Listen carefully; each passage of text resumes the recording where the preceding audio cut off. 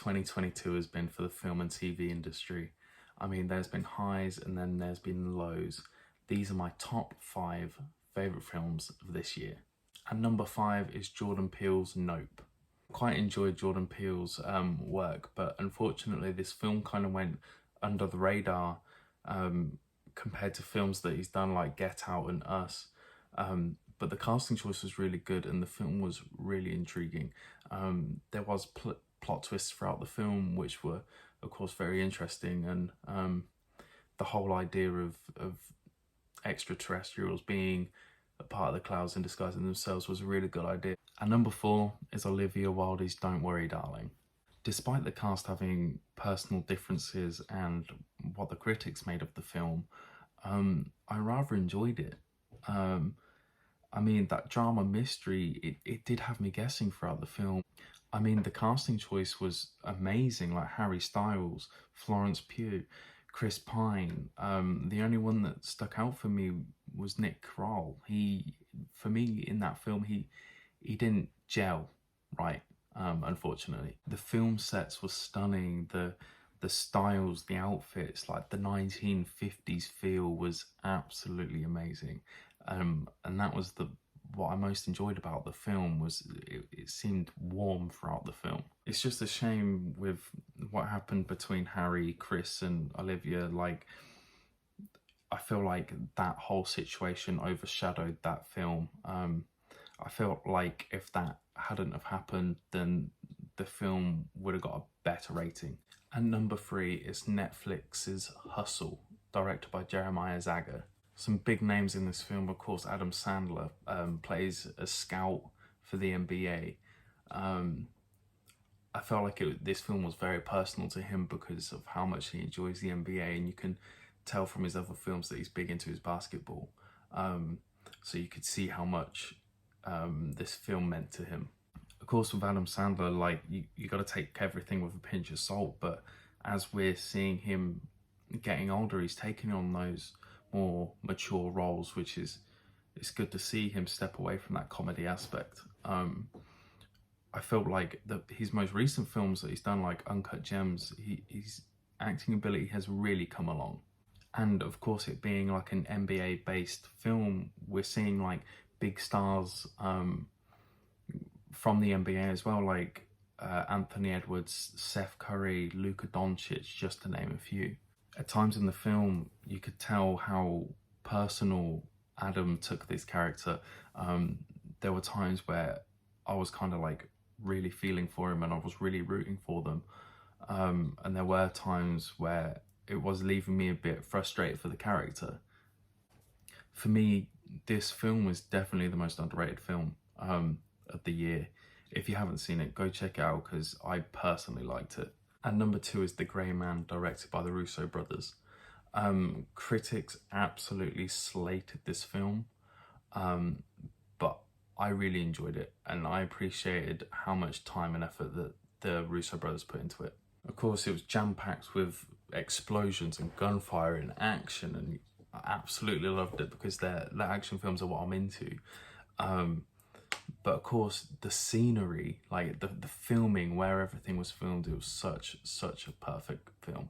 And a perfect choice of casting as well, like Ryan Gosling, Ana de Armas, Chris Evans, Jessica Henwick. Ryan Gosling, like, despite everything going on, like being an action film, Ryan Gosling was playing this stone cold hitman, but of course it's Ryan Gosling, you couldn't quite take him seriously, but it was still enjoyable to watch him. And Chris Evans playing the villain, like, I loved it. It was a new shade of him that we haven't seen before. I couldn't help but to smile and laugh because he was playing that villain that you just love, and he is that type of guy that you just can't get enough of him. Chris Evans for me is that actor that no matter what film he's in, no matter what role he's in, I'm gonna watch it for him. I'm just gonna add a few honourable mentions. Of course, Top Gun Maverick. The reason why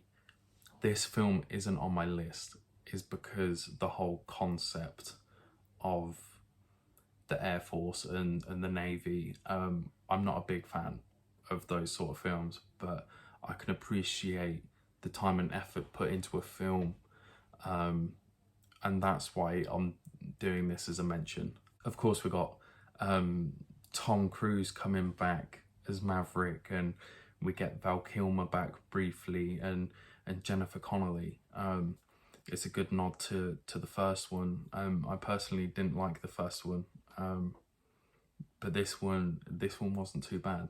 If I'm going to be honest, of course we get new actors in like Miles Teller that really made the film different from the first one, and I appreciated that. Miles Teller really stuck out in this film for me. You can see him developing into that starring role now, and it's such good to see, especially like in his past films like Fantastic Four. Forget about it. This one, you can clearly see that he's upped his game, and it's good to see. Another honourable mention I'd like to add is Guillermo del Toro's Pinocchio. You know him from films such as Pan's Labyrinth, The Shape of Water, and of course the original Hellboy. I absolutely loved that film. I really enjoyed this film. I sat down with my kids and they enjoyed it as well. And of course, being an animated film, like, you need big names and big voices. For example, Ewan McGregor, he's got a distinctive voice that we've all learned to love. And we've got Ron Perlman, of course, he played the original Hellboy and he was in Sons of Anarchy. We had David Bradley, who you might know as Filch from the Harry Potter films, and of course he was in Game of Thrones as well. It even had Tilda Swinton and Cate Blanchett, and one of my favourite and underrated actors, Christoph Waltz. This film is rated a PG, but if I'm going to be honest, it seemed dark at times, so I probably would put it up to a 12 or a 13. But it was just so well done and well thought out, and the characters were relatable, and you really felt for them some of the times. But it's such a good film. And my number one favourite film of the year, The Batman. This film is the best DC film since Man of Steel. I have to give it to Matt Reeves on this one. He's done such a good job on this film, and I'm so excited to see where he goes with this. The reason, well, there's multiple reasons why this is my number one. Okay, we had Robert Pattinson as Batman that we all went, no, we're not having it. He's not going to be good. But my God, did he turn it around? Like, I was stunned, absolutely stunned on how good of a Batman he is. Literally, all the castings, I was like, it's not going to work. It's not going to be good. I had no expectation for this film at all. Like, Zoe Kravitz as Selena Kyle. None of us thought that she was going to be good. Literally blew me away. Paul Dano as the Riddler. That one I did. Fair enough, like, I knew he was going to be a good Riddler. Paul Dano as the Riddler did such a good job. Like, if you had that character in real life, you knew that he would have someone chained up in his mum's basement. Do you know what I mean? Like, he had those vibes, and my God, did he carry it throughout the whole film. Colin Farrell as Penguin. No one thought he was going to do a good job. Like, yes, he's a really good actor, but could he pull off that character? And he did. My God, that chase scene. Jeffrey Wright as Gordon. Absolutely amazing job. Deserves more credit and definitely deserves more screen time. Andy Serkis as Alfred. Amazing actor. Amazing voice. Done such a good job. And we need more. We need prequels. We need, even though it's early in the Batman stage where he's still developing and still trying to figure things out, but we need more. The only thing that I felt the film didn't need, though, was Barry Keoghan as Joker at the end. Fair enough, I think he surprised us with this casting, and fair enough, I'm willing to give him a shot just because of how great that film was. But it really wasn't needed in that film. I would like to see them go in a different direction with different villains, because Batman has so many other villains. I felt like we've seen the Joker time and time again, and we need something different now. So everyone, they are my top 5 films of the year. Let me know what you thought about my list, and let me know what you thought about the films in the comments below.